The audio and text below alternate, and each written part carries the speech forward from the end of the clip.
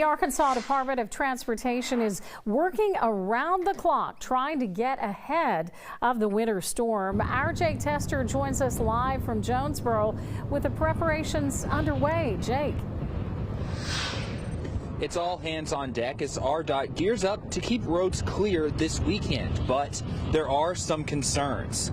I can't think of a really worse situation than this.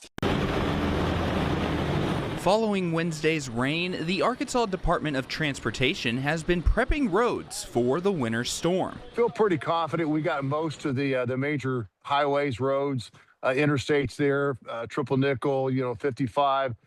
Took care of all those yesterday. We'll wrap up that today. Head of Communications for RDOT, Dave Parker, said crews are set to begin plowing Saturday morning. I would imagine timing-wise, I mean, nothing's perfect, that most of the plowing will begin daybreak Saturday. But one, just because visibility is going to be better. No sense in getting out at 2, 3 in the morning.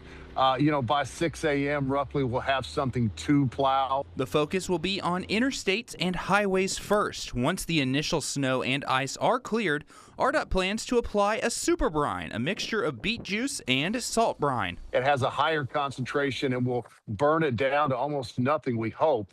You're still going to have a little bit of snow left over, but certainly manageable. However, the extreme cold is a major concern. We can work okay in 20 to 25 degrees, but when it's 5 and the wind blowing in your face, equipment breaks down, people break down. It's just hard to work in that, so that's going to put us back as well.